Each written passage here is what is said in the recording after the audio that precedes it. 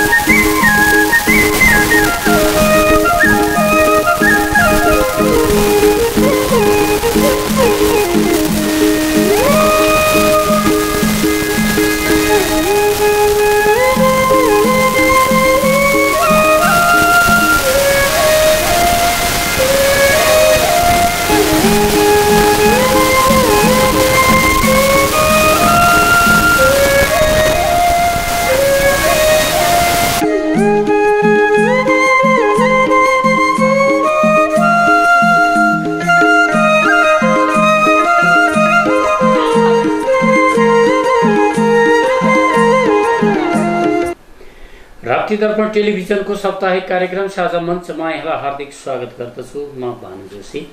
हामी यो कार्यक्रम प्रत्येक साताको सोमबार राति 8 बजे नियमित र मंगलबार बिहान पुनः प्रसारण गर्ने गर्दछौँ। हामीले यस कार्यक्रममा विभिन्न क्षेत्रका व्यक्तित्वहरू निम्त्याउने गर्दछौँ र विविध विषयवस्तुहरूमा समसामयिक विषयवस्तुहरूमा संवाद गर्ने गर्दछौँ।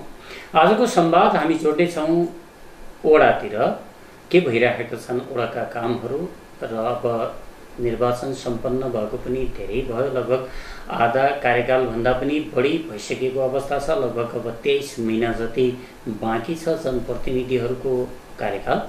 यो कार्यकालमा जनआकांक्षा अनुरूपका कामहरू के कस्ता भएका छन् यस फेरोफेरोमा आजको संवाद हामी केन्द्रित राख्नेछौँ, जसका लागि हामीले हाम्रो कार्यक्रममा निम्त्याएका छौँ राप्ती गाउँपालिका वडा नम्बर 2 का वडा अध्यक्ष जगत बहादुर थापा। सुरु गरौँ उहाँसँगको संवाद। यहाँलाई हाम्रो कार्यक्रममा हार्दिक स्वागत छ। धन्यवाद। अब लगभग 3 वर्षभन्दा माथि भयो कार्यकाल। जनताले नागरिकले तपाईहरुको कार्यकालको कसरी विश्लेषण गरेका छन्? अब यो जनताले या वडावासीले भनौं हाम्रो कामको कसरी विश्लेषण गर्नुभएको छ भन्ने कुरा त उहाँहरूलाई नै सोद्धा उहाँहरूले बताउनुहुन्थ्यो मैले कुरा। अब हामीले जसरी चुनावमा नारा र चुनावमा विश्वास दिलाएका छौँ, उहाँहरूको सेवाको लागि दिनरात सार्वजनिक बिदा नभनी उहाँहरूलाई सहज र छिटोको लागि हामी लागि परेका छौँ। त्यो नागरिकहरूले, वडावासीहरूले आफै मूल्याङ्कन गर्नुभएको छ। महसुस कतिको गर्नुभएको छ नागरिकले? तपाईँहरूले गरेका कामप्रति नागरिकको प्रतिक्रिया त आउँछ नि त। नागरिकले तपाईँहरूले ठिक गर्नुभएको छ अथवा बेठिक गर्नुभएको छ अथवा यो ठाउँमा तपाईँहरूको ध्यान पुगेको छैन, यस्ता प्रतिक्रियाहरू आएका छन् कि छैन? प्रतिक्रियाहरू आउँछन्। राम्रो छ, राम्रो गर्नुभएको छ, गर्दै जानुहोस् भन्ने कुराहरू पनि आउँछ। धेरैजसो विपन्न समुदाय, विपन्न बस्ती, विपन्न समुदाय भएका हुनाले उहाँहरूले जति राज्यबाट पाउनुपर्ने हो त्यति हामीले सायद दिन सकेका छैनौँ भन्ने मैले महसुस गर्छु। राज्यबाट प्राप्त गर्ने चिज लक्षित वर्गसम्म नपुगेको अनुभव तपाईँहरूलाई पनि त्यो महसुस भइरहेको छ? पुर्याउन खोजेको तर पुगेसरी नभएको। राज्यको अनुदान भनेको मैले बुझेको विपन्न समुदाय, लक्षित वर्ग, जसले गर्दाखेरि उसको जीवन स्तरमा केही परिवर्तन ल्याओस्, त्यो मैले बुझ्छु। त्यो राज्यले दिन त दिएको छ तर पुगेसरी भएको छैन। कहाँनिर यो अड्कियो त? अब राज्यले दियो तर लक्षित वर्गसम्म पुगेन। राज्यले दियो, लक्षित वर्गसम्म पनि पुग्यो तर पुगेसरी दिएन। मेरो भनाइ हो, पुगेसरी दिएन। जति हुनु पर्थ्यो त्यति। जस्तो मानव म अहिले एउटा उदाहरण दिन्छु कि हामीले पहिलो चरणमा 5 किलो चामल लकडाउनमा बाँड्यौँ। पछि हामीले 4 जनादेखि मुनिको परिवारलाई 15 किलो बाँड्यौँ। त्यो पुगेसरी होइन, उसलाई त्यति आवश्यकता थिएन। त्योभन्दा अलिक हामीले दिन पाएको भए उसलाई अलिक राहत हुन्थ्यो कि भन्ने मेरो भनाइ। पुगेसरी भएन, पुग्दो भएन। जस्तै अब विकास निर्माणका कामहरू पनि विगतका समीक्षा गर्नुपर्दा हाम्रो अब आर्थिक वर्ष भर्खरै सम्पन्न भएको छ। नयाँ आर्थिक वर्षको पहिलो खुट्किलोमा छौँ हामी र विगतका आर्थिक वर्षहरू जस्तै यो आर्थिक वर्ष पनि आयो गयो भयो अथवा यो आर्थिक वर्ष गएको आर्थिक वर्षमा यहाँले विकास सम्बन्धी केही काम गर्नुभयो? यो आर्थिक वर्ष पनि हामीलाई जो पहिलाको विगतका आर्थिक वर्ष जस्तै विकासका कार्यक्रम, विकासका योजना तथा कार्यक्रमहरू थिए। अहिले यो चैतमा जो यो कोभिड-19 कोरोना भाइरसको लकडाउनले गर्दाखेरि हामीले केही कामहरू गर्न सकेनौँ। केही योजनाहरूलाई रकमान्तर गरेर राहततिर लानु पर्यो।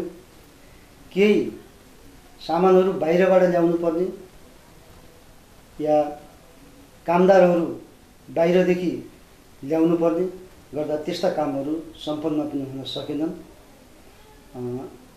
लगभग 80-82% काम सफल भएका छन्। जो रकमान्तर गरेर राहतमा दिएका छन् त्यसलाई पनि हामी सम्पन्न नै मान्छौँ। प्रत्यक्ष जनताले पाउनुभयो त्यो राहत गर्दा केही एक्का दुक्का योजनाहरू बन्न सकेनन्। बाँकी योजनाहरू सम्पन्न भएकै छन्। यो लकडाउन अवधिले गर्दा तपाईहरुले 80-82 काम त सम्पन्न भयो, बाँकी रहेका 20% 18% काम चाहिँ भएन लकडाउनले भन्नाले 4 महिनाको अवधिले गर्दा। अब यताकता तपाईहरुलाई अथवा राज्यमा बस्ने सरकारमा बस्ने व्यक्तिहरुलाई कस्तो पनि आरोप लाग्ने गर्छ भने यो अषाढको महिना अषाढे बजेट मा सटारो हुने, अषाढमा सबै बजेटहरु सम्पन्न गर्न खोज्ने र अषाढसम्म केही नगर्ने भनेर त्यो आरोप पनि लाग्ने गर्छ। यो जुन 18% 20% कार्यक्रम जुन सम्पन्न भएन त्यो असाढको बाटो हेरेर भएको थिएन अथवा ठ्याक्कै यो लकडाउनले नै त्यो सम्पन्न नभए? त्यो ठ्याक्कै लकडाउनले नै गर्दाखेरि हो। 18-20% जो मैले राखेँ त्यसमा 18-20%मा हामी रकमान्तर गरेर राहत गएको रकम पनि छ। हाम्रो कामै नभएको अब 80% काम सम्पन्न भयो भन्नुभएको छ। जस्तै सिलसिलेवार जान पर्दा जस्तै शिक्षा स्वास्थ्य रोजगारीका कुराहरू पर्यटन पर्यावरणका कुराहरू हुन्छन् होइन। अब सबैभन्दा बढी बाटोघाटोका कुराहरू पनि हुन्छन्। नागरिकले सबैभन्दा बढी विकास बाटोलाई भन्ने गर्दछन्। यो 80% काम कुन कुन क्षेत्रमा यहाँले सम्पन्न गर्नुभयो? हामीले रामनगरमा बाटो ग्रेभल थियो 9 लाखको हामी त्यहाँ सम्पन्न गऱ्यौँ। समयमै सम्पन्न माग नै गरेका हौँ। त्यस्तै कठामा पनि ग्रेभल थियो, त्यो पनि माघ फागुनमै काम सम्पन्न भएको थियो। कुलोमा कल्भर मर्मत थियो, त्यो पनि हाम्रो माघ र फागुनकै बिचमा सम्पन्न भएको थियो। त्यसपछि गएर विद्युतीकरणहरू, टोलहरूमा विद्युतीकरणहरू, सडक बत्तीहरू यो समयमै भएको थियो। अलिकति बिचमा ग्याप हामीलाई पर्यटन सम्बन्धी हर्षे डाँडाको जो 20 लाख हाम्रो योजना थियो, हाम्रो त्यही नै हो। फ्रिज भएकै रकम त्यो 20 लाख हो। त्यो हामीले एउटा सभा हो, त्यसमा अलिकति हामी किचलो वनसँग समन्वय गर्दा पनि हामीले अलिकति सहयोग पाएनौँ। पहिला हामीले एउटा पुरातात्विक हिसाबले एउटा मन्दिर बनाऊँ भन्ने सोचेका थियौँ। त्यो भदौतिर हामी निर्माण समिति गठन गरेको। यो वनसित किचलो किन पर्यो? जग्गा वनको भएर तपाईँहरूले लिन खोजेर किचलो अथवा त्यो हर्षे डाँडा पर्यटकीय स्थल हाम्रो कालिका समुदाय वनभित्र पर्छ। त्यो एउटा त्यसमा पोखरी पनि छ पर्यटकको। हामीले बाह्य आन्तरिक पर्यटन बनाऊँ भन्ने हाम्रो सोच थियो। त्यहाँ अलिकति केही वृक्षहरू रुखहरू थिए, त्यसले गर्दाखेरि त्यहाँ मन्दिरहरू या कुनै निर्माणमा हामीलाई अलिकति अप्ठ्यारो पर्यो। त्यसपछि ठिकै छ, खाली जग्गामा सभा हल बनाऊँ, जसले गर्दाखेरि कुनै पनि सङ्घ संस्थाहरू वार्षिक साधारण सभा गर्न आउँछ, उसले कार्यक्रम त्यहाँ गर्छ र पिकनिक पनि मनाएर जाओस् भन्ने उद्देश्यले एउटा सभा हल हामी गऱ्यौँ यो माघमा। त्यसपछि त्यसको इस्टिमेट बनाउँदै चैतमा लकडाउन भइदियो। एउटा 20 लाख हाम्रो त्यही फ्रिज भयो र 2.5 लाख रुपियाँ एउटा क्षमता अभिवृद्धि कार्यक्रम गर्दा 22.5 लाख हाम्रो फ्रिज भएको। बाँकी अरू सम्पूर्ण कामहरू सम्पन्न भए र पनि सभा हल तयार भएन। त्यही किचलोले गर्दा सभा हल बनाउन किन वनसित इजाजत लिनु भएको थिएन?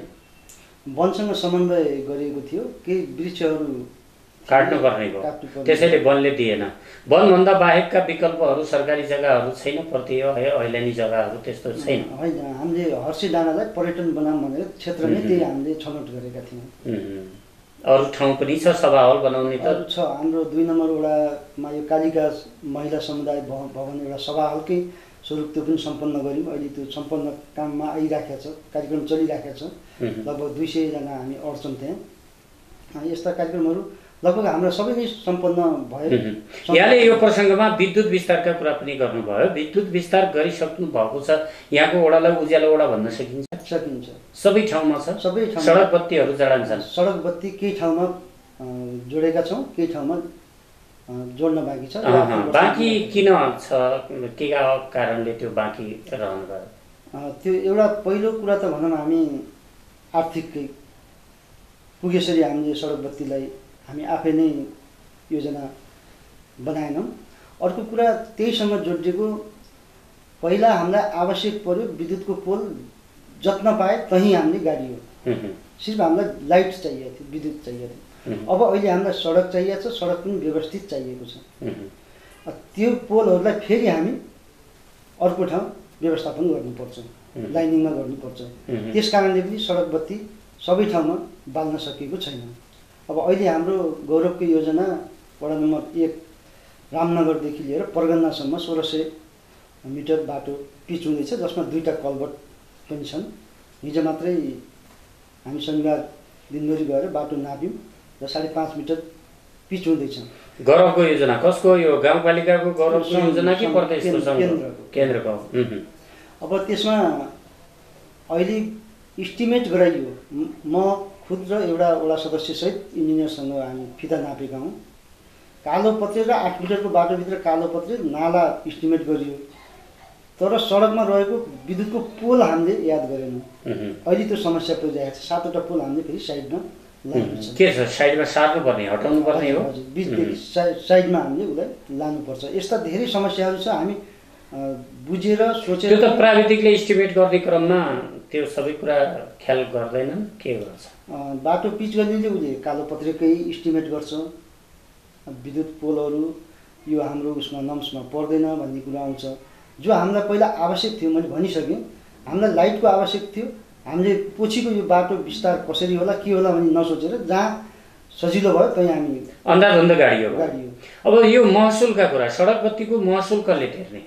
हामीले पहिलो लगानी वडाले लगायो र हामी समुदायलाई हस्तान्तरण गऱ्यौँ, लिखित हस्तान्तरण गरेका छौँ। त्यसमा हामीले मिटर बक्स पनि हामीले नै वडाले नै दिएको छ। अबदेखिको महसुल उहाँहरूले उठाउनुहुन्छ। एउटा समूह बनाउनु भएको छ।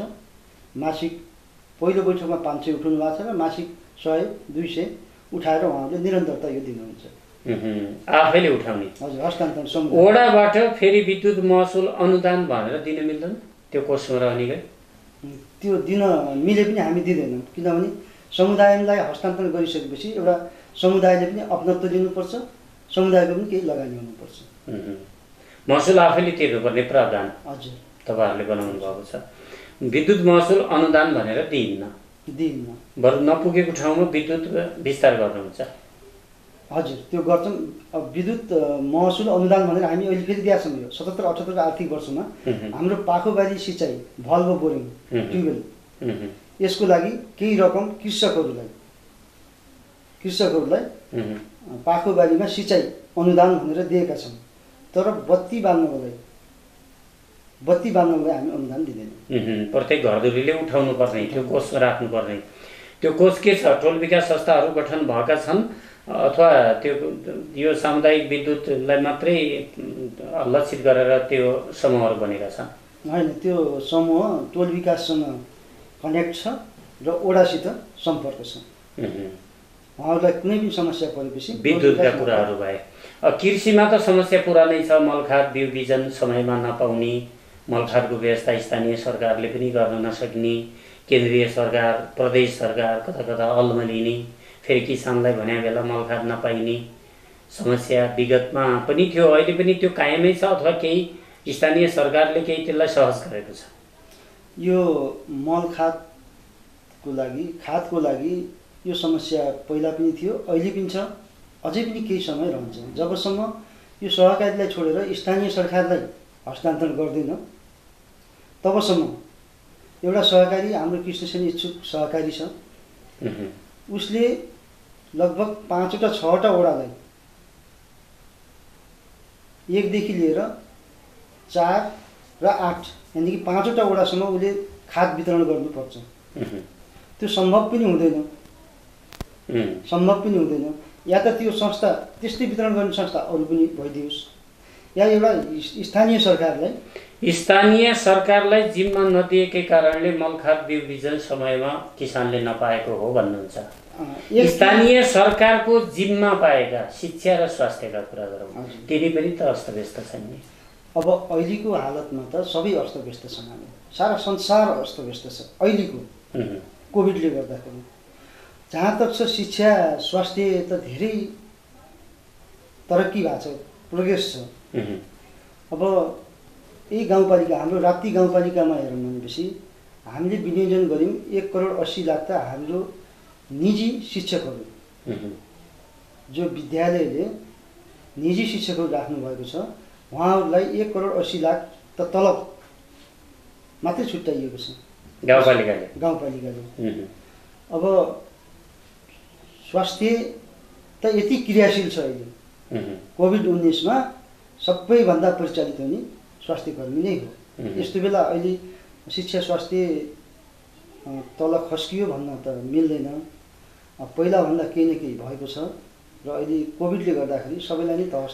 शिक्षाका कुरा गर्नुपर्दा अब 1,80,00,000 त टिचरहरूलाई तलब खुवाउनेमा विनियोजित गरेको छ। यसका अतिरिक्त अब शिक्षा क्षेत्रका कुरा गर्नुपर्दा भौतिक पूर्वाधारका कुराहरू होलान्, कोही विद्यालयहरू फेरि मर्जका कुराहरू होलान्, त्यो कस्तो छ त वडामा? त्यो अवस्था कस्तो छ? हाम्रो वडामा त्यस्तो केही छैन। हाम्रो वडामा एउटा आदर्श नमुना मावि छ, त्यसमा भौतिक संरचनालाई कुनै पनि समस्या छैन। एउटा हाम्रो सपान्दी प्रावि स्यानिगोसमाथि दुर्गममा छ, त्यसमा पनि केही समस्या त्यस्तो छैन। त्यहाँ अलिकति विद्यार्थी सङ्ख्या कम छ। विद्यार्थी सङ्ख्या स्यानिगोस साबिकको 7 नम्बर वडा यसैमा पर्छ अहिले। साबिकको 7 र 4 2 नम्बर हो। र दुईटा बाल विकास छ। दुईटा बाल विकास मध्ये एउटा बाल विकास आदर्श नमुना माविकै अन्डरमा छ भनेपछि एउटा बाल विकास वडा नम्बर 1 को एउटा आधारभूत विद्यालय उसको मातहतमा हाम्रो क्षेत्रमा पर्छ। उहाँहरूलाई त्यो बाल विकासलाई पनि हामीले हेर्ने सम्बोधन गर्ने गरेका छौँ। शिक्षा स्वास्थ्य। अब रोजगारी सिर्जनाका कुरा गरौँ। रोजगारी अहिले त सारा बेरोजगार छन्, तेस्रो मुलुकबाट पनि युवाहरू भित्रिने क्रम छ। तपाईँको वडामा छ कि छैन? अब भारतबाट, छिमेकी देश भारतबाट पनि युवाहरू अब बेरोजगार भएर फर्केको अवस्था छ। यिनीहरूलाई स्वरोजगार बनाउनका निमित्त वडाले ठोस योजना यो लागू के अरे चालु आर्थिक वर्षमा के ल्याएको छ? हामीले यो 77-78 को योजना तथा कार्यक्रममा जति पनि छ योजनाहरू हामीले रोजगारसँगै जोडाएका छौँ। जस्तै कुनै ठाउँमा ट्र्याक, अब ट्र्याक त खोल्ने, रोजगारसितै जोड्यो भने फेरि त्यहाँ मेसिनलाई इजाजत। हामी मेसिन लाउँदैनौँ। मेसिन लगायो भने त कसरी रोजगारसँग जोडियो र? हामी व्यक्तिबाट मजदुर सरह हामी काम गराएर उहाँहरूलाई उहाँको पारिश्रमिक दिने हिसाबले हरेक योजनाहरू हामी त्यसैसँग जोडेका छौँ। जस्तो बाटो मर्मत गर्नुपर्ने, अब किन्नै पर्ने, जस्तो इँटा सरिया सिमेन्ट त किन्नु पर्यो, बाँकी हाम्रै आफ्नै जनशक्तिले त्यो काम गरोस्।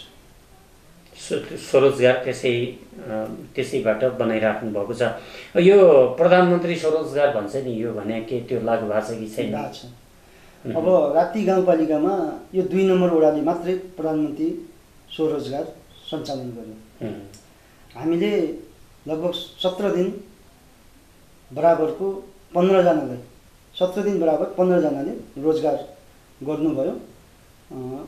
अरू वडामा अन्त कहीँ पनि चल्न सकेन। अब एक त कोभिडको पनि थियो। हामी वडा समिति नै हामी कसेर केही न केही रोजगार दिउँ, सूचीकृत हुनुभएकालाई भनेर हामी चलायौँ। हामीसित छलफल जिज्ञासाका विषयवस्तुहरू थिए। समय सकिएको सङ्केत हामीलाई प्राप्त भएको छ। अन्तमा यही सेरोफेरोमा रहेर हाम्रो दर्शकलाई र तपाईँको वडावासीलाई केही भन्नु छ? आशा गरौँ, आशा गर्नुपर्छ। हामी सपना पनि देख्नुपर्छ र आफ्नो मनले काम गर्नुपर्छ। इमान्दारी नै हुनुपर्छ भन्ने मलाई लाग्छ। आशा गर्नुहोस्, हजुरहरूले चाहेको जति नभए पनि हामी आफ्नो दिल दिमाग र मेहनत गरेर हजुरहरूको सेवामा खटिनेछौँ भन्ने मैले विश्वास दिलाउन चाहन्छु। आफ्नो व्यस्त समयलाई थाँती राखी हाम्रो कार्यक्रममा सहभागी भई आफ्नो वडाभित्रका गतिविधिहरू सम्बन्धीका विचार राखिदिनु भएको छ। यहाँलाई धेरै धेरै धन्यवाद। हजुरहरू यो राप्ती दर्पणलाई पनि पुरा परिवारलाई यो वडा समिति वडा नम्बर 2बाट धेरै धेरै धन्यवाद दिन चाहन्छु। आजको साझा मञ्च कार्यक्रम यही सकिन्छ। यतिन्जेल कार्यक्रम सुनि साथ हेरेर साथ दिनुहुने दर्शकलाई धन्यवाद र क्यामेरा पर्सन मुक्ति राम पौडेलसितै म भानु जोशी पनि आज्ञा चाहन्छु। हस्त नमस्कार।